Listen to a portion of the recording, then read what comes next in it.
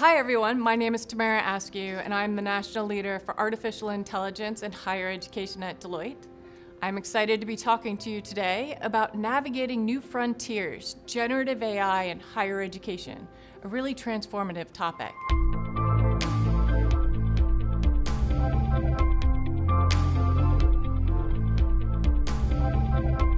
So I always like to start these generative AI discussions by talking about AI 101. What is AI? AI is about doing tasks, using computers to do things that would normally require human intelligence. It's about using this ability to sense, to comprehend, to even be able to learn and to act at times autonomously. And we've been using AI behind the scenes for many, many years. If you've ever had type ahead as you're writing something out, if you've ever had a movie recommendation, if you've ever had products recommended to you from while you're shopping, you've had AI in action in the background. But now we have this new type of AI, generative AI. So for today, we're going to be focusing on generative AI. And generative AI is really about this ability to create original content, new content that exists across various modalities. So it's not search, where you're bringing back things that exist already. It's not type ahead. It's really about creating something net new. And it's very exciting because it uses these foundation models. And these foundation models have been trained on vast amounts of data. They're using vast amounts of computation power in order to pull all of this together. And so what that's giving you is this ability to interact with computers in a way that feels very natural, in a way that is like talking with other humans. And you can interact with these computers in this manner and generate net new things. So let's talk about the different modalities. You can make new things like videos. You can create videos from scratch. And that includes things like taking a still image, feeding it into a model, giving it a prompt, and having it create a video from that still image. Being able to create a video by just typing in text. You've got audio generation. So this is very interesting. Audio generation can be creating voices on the fly, voices that didn't exist before. But you could even take it one step further. In fact, they've recently released a product that is able to create entire songs on the fly. So you can see it comes up with very amazing things and different types of music and different types of lyrics, and it's really quite powerful. Code generation is one of my favorites as someone that studied computer science. I wish I had this when I was growing up. Code generation is the ability to type in, again, a natural language query and come up with first set of code, to come up with lines of code that you can use to create something. Now, is it 100%? No, it's not going to be 100%. You still need to understand how to code, but it lets you start from not a blank sheet of paper. It lets you start from having a fully baked product and being able to build off of it. The other interesting thing with code generation, my favorite example here, was when somebody demonstrated how to use computer vision with coding.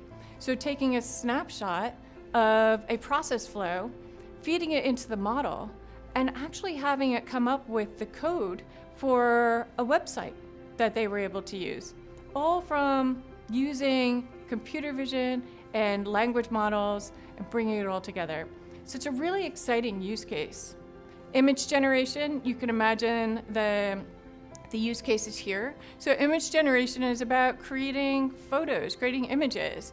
You know, I've done this with my huskies. I create different photos of my huskies using natural language prompts. But you can imagine this for marketing purposes, being able to create marketing messages. And then lastly, the one that we've all seen, text generation, being able to interact with the model in a way that is very real and feels very human. So there's broad applications for this technology. And you can imagine things like doing Q&A with it. And I'll show an example later on about an interview tool that we created. You can use it to summarize documents. So imagine you're in research and you're trying to understand the latest technologies or the latest trends, and being able to have it go through massive amounts of content and compile it for you and give you the summaries so that you can focus on just the pieces of content that are relevant and necessary for you. Imagine it for content transformation. We all have so much content. There's so much content out there that it's almost harder to get an answer than it would be if there was less content, because you don't always know what's relevant. There's duplicative things, there's content that contradicts each other.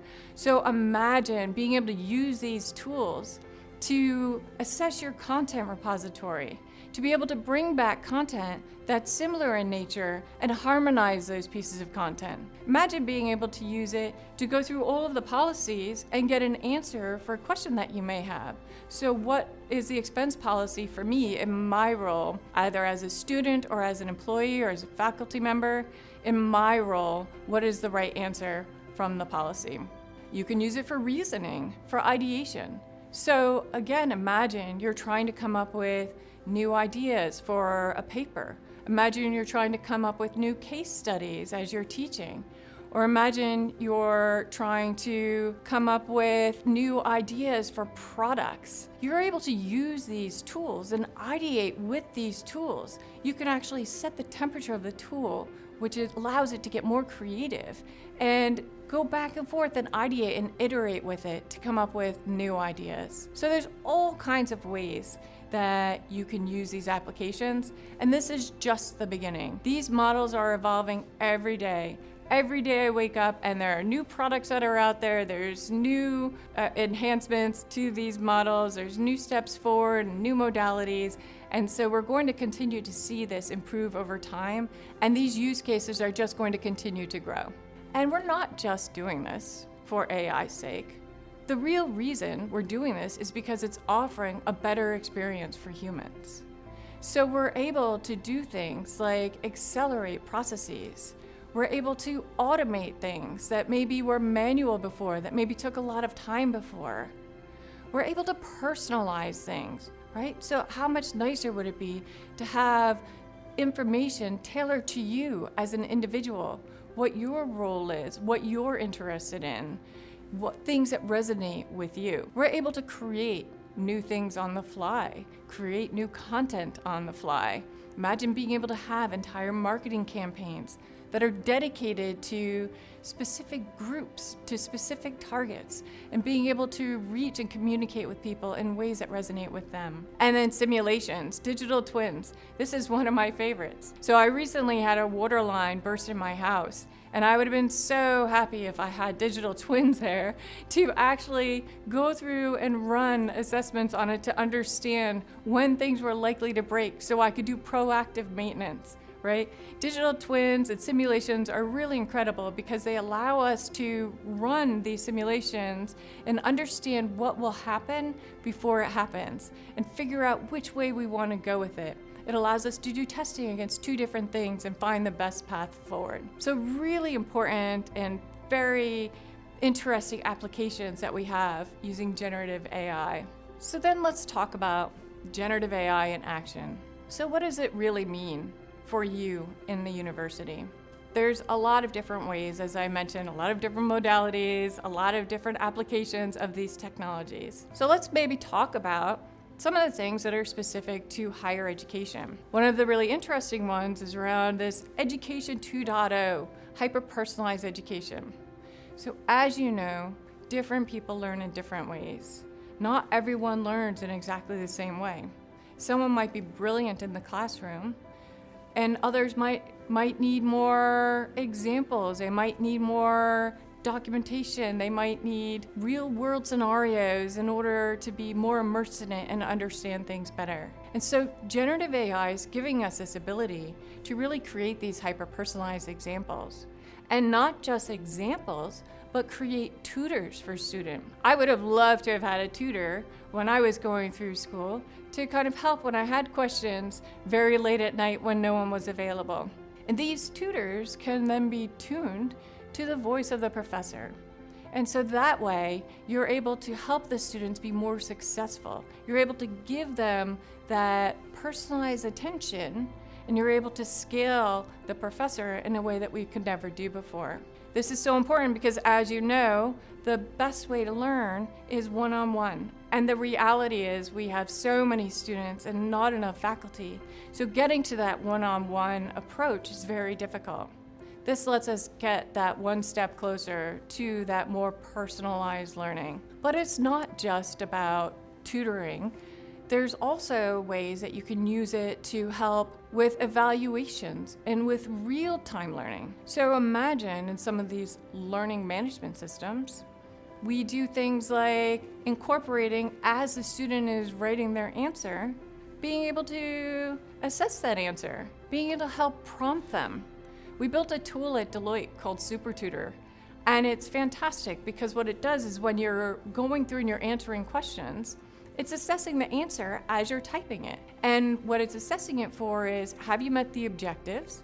And if you haven't met the objectives, it's going to give you prompts. It's going to let you know that there are more areas that you need to focus on. And so you can continue writing.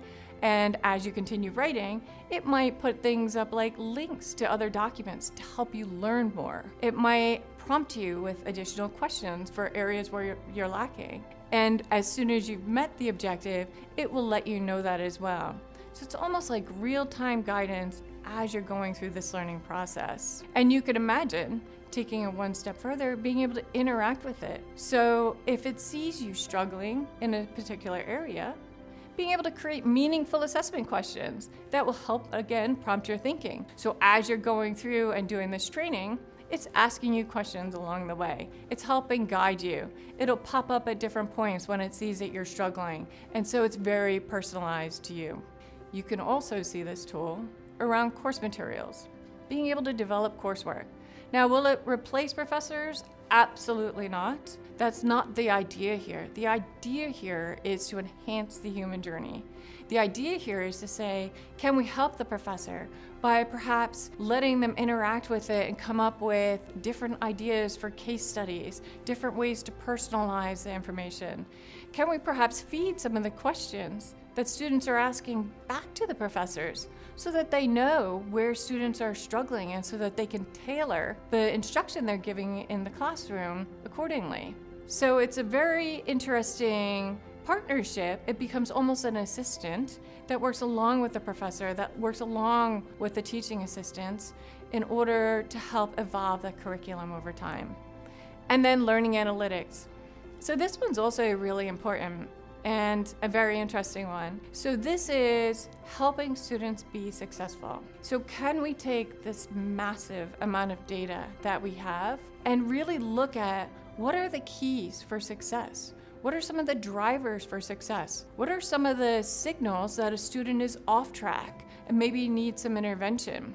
Being able to look at the whole picture of a student based on historical view of all of the students and understand how we can help that student be more successful, as well as understand how we can help guide the student in their future journey to what courses might make the most sense, what career paths are they most interested in, and giving them the information that they need to do a successful four-year journey to their degree or beyond. So one of the tools that we built at Deloitte that I thought was really interesting and could be a great student example of how students can start to use these technologies for success is this interview engine. And so we've created this tool where students that are looking to getting close to graduation and starting to look at the job market can take a look at this interview engine, interact with it, and say, I'm interested in becoming a data scientist, or I'm interested in becoming a marketing analyst, and have the tool provide questions and do a dry run job interview, if you will, based on the industry that they're looking to go into, based on the type of role that they're looking to have. And it can adapt the questions on the fly and interact so it feels like a very human experience. So it feels like this authentic engagement. And it can do this in multiple languages because large language models have the ability to converse in multiple languages. And so this interview engine is just one example of a tool that could be so powerful for students as they go on their journey. So AI is not just for students. There's a lot of really interesting use cases that we have to use AI for the administrative activities, particularly around routine tasks. So I've touched on research already, but imagine being able to use generative AI to create responses for grant opportunities. Now, that won't eliminate the work that you have to do to apply for these grants, but it helps get you farther along the journey by automating some of the things that are redundant, automating some of the things, some of the fields, so that all you're doing is editing and updating and enhancing what's in there rather than starting from scratch. Another interesting area where we're seeing a lot of traction is marketing. And in fact, at Deloitte, we built a tool for marketing specifically to run marketing campaigns from end to end. And so that's everything from creating personas to creating messaging for the various social media platforms, whether it's a business-related platform, and so it has a more formal tone, or an image-related platform, so it has a more playful form, and it's got images alongside of it. We're able to create the full set of marketing campaigns and marketing messages. HR is a really interesting area. HR, we've created a policy engine. So no doubt all of you have at one point searched for an answer in your knowledge base around policies. Well, imagine having a policy engine that is able to go through the entire repository of policies and come back with the answer to your question. And not just the answer to your question, but also the explanation of how it got to that answer and links to directly within the documents for where you can find the specific text for that answer. It'd be such a huge time saving to have answers provided back to you, relevant answers provided back to you without having to scan through hundreds of documents. We also have a tool that is a financial AI analyst tool, which allows us to research and interact with financial data. So we have wide swaths of financial data. And historically, you had to know SQL or be able to work within databases or reporting tools in order to generate this type of information. Now you could interact with your information, your financial data, using natural language and be able to ask it questions on the fly and get insights back. And even beyond that, be able to look at your data in an entirely different way. Ask it to come up with different ways of grouping the data. Ask it to come up with some different conclusions on the data. And it'll get creative and bring back different ideas, things that you may not have thought of before that could kind of trigger ideas for you on how to use that data going forward. So that's just the start. There are so many use cases across the higher education ecosystem. Let's talk about a few more. So operational excellence, doing things like automating things that had previously been manually entered. I was working with a university who was doing a lot of work manually entering transcripts because, as you all no doubt know, transcripts come in different formats and in different with different nomenclature in different languages. And it's been very difficult to consistently and with a high degree of accuracy be able to import those documents in for processing. Now, using computer vision, using more advanced OCR, using natural language processing, using generative AI, you're able to bring these data into your databases in a more natural way, because it's able to understand the context of it. It's able to understand it regardless of what language is printed in.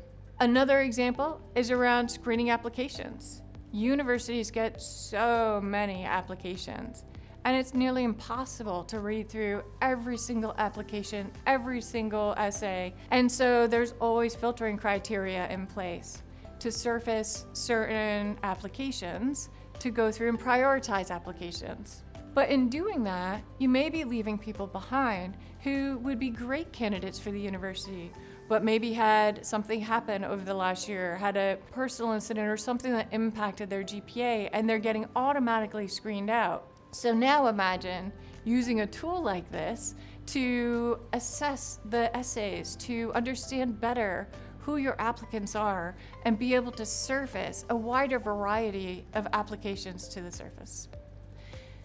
Financial processing. So I mentioned the use case around being able to interact with your financial data. But now imagine being able to use this to automate expense entry. I would love that. How about being able to use it to automate expense approvals? Again, another tedious task. But because it's able to understand the context of things and look at the whole picture of things, we're able to start using it for these types of scenarios. And so what you can get instead is, rather than going through each and every expense report to do the approvals, maybe you have a dashboard of the expense reports where it's calling out the ones that you should take another look at because it doesn't exactly fit with the policy itself. I talked a lot about personalized learning already and this ability to create virtual tutors that people can use 24/7. I think the other piece there is around creating this enhanced student experience. Being able to understand where students want to go, what do they want to do when they graduate, be able to use these tools to actually help connect students together. So perhaps with these virtual tutors, we understand what they're asking about, we understand if others are asking about it, and we find ways to create study groups, whether they're virtual study groups or bring people together on campus based on what it is they're struggling with, so that students can help each other. And so it makes that better human connection and really addresses some of the well-being considerations. One of my favorites is around accessibility. So these tools are amazing for accessibility. If you think about somebody that uses sign language to communicate, not all professors understand sign language. Well, there's tools out there today where you can have somebody using sign language and the professor can have that sign language translated for them right on the fly. I mean, how powerful is that? You could take that one step further. So imagine looking at the layout of your campus and using things like GPS, using things like predictive analytics, using things like usage data and computer vision in order to create better paths for people. So you can use computer vision to map out what are potential obstacles for people that are in a wheelchair or people that are on crutches. You can use GPS to do maps for best routes through. You can then layer on those obstacles onto the maps. Then you can layer on the usage data and predictive analytics to say, well, what times of day are these paths populated, right? What are the best times of day to go through different paths? And then you can provide to people that are in wheelchairs or are on crutches different paths through your campus to successfully get to where they're trying to go to. You can let them know what if there's a better time of day for them to head out, right? Maybe one path is better at one time of day, another path at a different time of day, depending on how crowded each of the areas are. So we've got this ability to bring all of this information together and just create a better experience. And then lastly, expand outreach. So personalized messaging. Create messaging that is relevant to me as an individual. Create messaging that's relevant to you, to your faculty, to your students, to your administration, and really understand what matters to them, understand their sentiment, and create the messaging that will resonate. So a couple more examples to go through. So the first one is around IT. So there's a number of IT services that are out there today, and you can imagine putting a chatbot in place. So if you have a question about using a piece of software, being able to interact with that and free up some time for IT resources. But you could also imagine being able to look at each individual employee that you have and figure out what is the best set of applications for that employee. What's the best configuration for their laptop? Right? And help IT really personalize this experience for every single one of your employees. Another great IT use case is around cybersecurity. So being able to identify and analyze potential threats. This one is kind of a double-edged sword, if you will, because while it's extremely powerful for being able to analyze these threats and look for anomalies in usage, it's also extremely powerful on the other side for bad actors to use it to do bad things, to create those anomalies. So I think this one ends up being a wash, but certainly an important tool to put in your arsenal. Code generation I've already talked about, but you can also use this to write test scripts. One of the use cases that we have, the tools we've built, is around going into legacy tools like COBOL, reading through the code and coming up with, what does that tool do? Understanding what that code is there for, what it's enabling, and then being able to take that understanding, translate that into user stories, and then translate that one step further into the baseline code in a different language so that you can shift from what's maybe an older technology to a newer technology. And you can do that across a number of different technologies, and then go that one step further and write the use cases. And again, the human's in the loop every step of the way, reviewing what comes out, updating the requirements, helping to update the user stories and make them more pertinent and more up to date. But imagine the time savings and being able to have a tool review all of your COBOL code and understand that for you.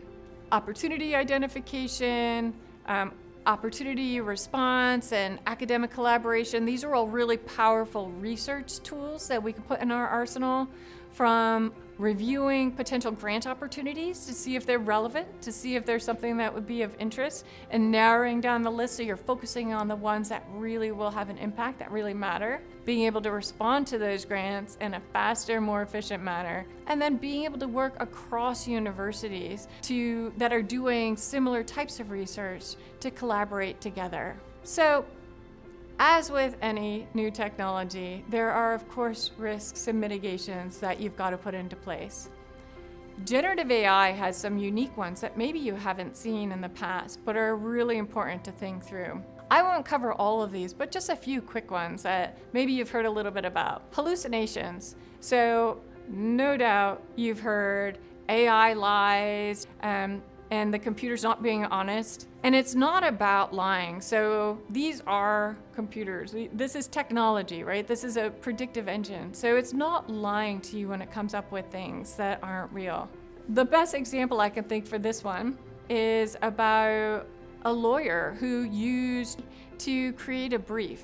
And he wrote into it, I have this type of case. I need these types of cases that are relevant to it. And it brought back a number of cases that were spot on for what he was looking for. Exactly the types of cases that would resonate, that matched what he was trying to prove in court. And he added those into his brief. He submitted the brief to the court and to the opposing lawyers. And as it turns out, those were not real cases. Was asked to produce something, and it produced it. So, suffice it to say, you cannot use this tool and let it run wild and just assume everything that comes out is real. You still have to validate what comes out of it. You still have to validate that it's real, that it's factual. And there's different tools and different models, and some models have the temperature set so that they could be more creative. And temperature setting is how we let creativity happen within models, or reduce the creativity and ground it to be more factual. So there are use cases where you want it to be creative. You want it to come up with new things you hadn't thought of. Maybe you're ideating on a new product. In that case, you want it to be creative. Maybe you're ideating on case studies. You want it to be creative. But if you're doing what this lawyer was doing, of looking for cases, then you want a model that's trained on cases, that's grounded in the information and only giving answers back that is from the information that's provided. Another area is bias. No doubt you have all heard that AI models are biased, right? And I'll tell you that AI models it's math. It's not bias in the model itself. The bias comes from how it's been trained. These models have been trained on content, and that content has been generated by humans. And there is a natural bias in that content. And so it's imperative on us to assess what's coming out of the model, to keep it factual, but make sure that you're not introducing bias, that it's not putting bias in the system, and that it's answering questions in a way that your university would answer those questions. And there's tips and tools that you could put in place to help mitigate that. Another area to focus on is about confidentiality and privacy. And this is a big area because generative AI is evolving rapidly, and I would say that the policies are ever evolving along with it. So some states have policies that they put in place around AI. There's been an executive order around AI. We're all looking at this, and countries are putting different rules and regulations and requirements and policies in place around it. And this is going to continue to evolve as the technology evolves. So it's going to be really important for you as you're going through to stay up to date on the latest policies and regulations around AI. And also, as you're building these models out, do it with a lens of, is this the right thing to do? Does this enhance the human experience? Do I have the right privacy lens on it? Am I putting anything at risk? Am I complying with FERPA, with HIPAA, and with GDPR requirements and other requirements of that nature?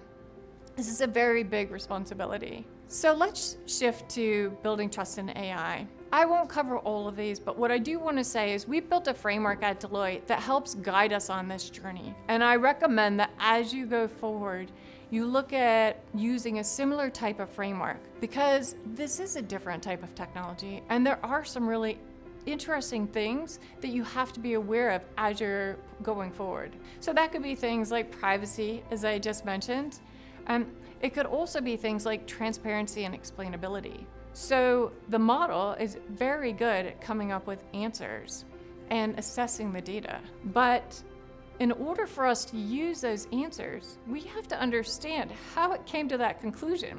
You don't want to make a decision on something the model has told you unless you understand how it came to that conclusion. And so transparency and explainability is something that you can build into your tools as you go forward, so that when you have an output from the model, you know how it got to that conclusion. Fair and impartial, you want to keep it unbiased. You want to look at accountability and responsibility. If it comes up with an answer and that answer is incorrect, who is accountable and responsible for it? There was a recent incident in the news about an airline who used one of these tools, and the tool gave an answer that wasn't accurate. And so the consumer ended up getting told that they weren't going to get reimbursed for what they were doing. Now, ultimately this was resolved, but there was a time period there where there was a question about who was accountable, who was responsible for this incorrect answer. Then how do you mitigate that going forward so that you don't have those incorrect answers? So definitely something to think about as you move forward. And then robust and reliable. You want to make sure the models you put in place are robust and reliable. You don't want to put something into your process that takes 10 minutes to answer a question, right? That's maybe down when you need it most. You want to really think about the infrastructure and ecosystem that you stand this up on, and that you've got the right controls, the right redundancy, and the right systems to make it fully reliable. Okay, so in closing, I just wanted to go touch on 3 things. So 1, I would say be curious. We're at the ground stages here. We are all building the foundation for the future. And generative AI is having a significant impact on higher education, from a student experience, how they learn, from a faculty experience, what we teach, and from an administration experience, how we operate the university. And so we need to understand it. We need to be curious. We need to dive into what these tools can offer to us. Embrace innovation. There's a lot of fear in the system right now. It is incumbent on us to use these tools for the greater good. So embrace innovation. Understand how we can use these tools to do things better, to free up time, to bring humans back together again. How can we use these tools to solve our greatest challenges? And then finally, change the world. And I know that sounds extreme, but somebody once likened generative AI to electricity. And I think that's a pretty accurate likeness, because generative AI is going to change how we do things. It's going to change how we operate in our personal lives. It's going to change how we operate in universities, and it's going to change how we operate in the workforce.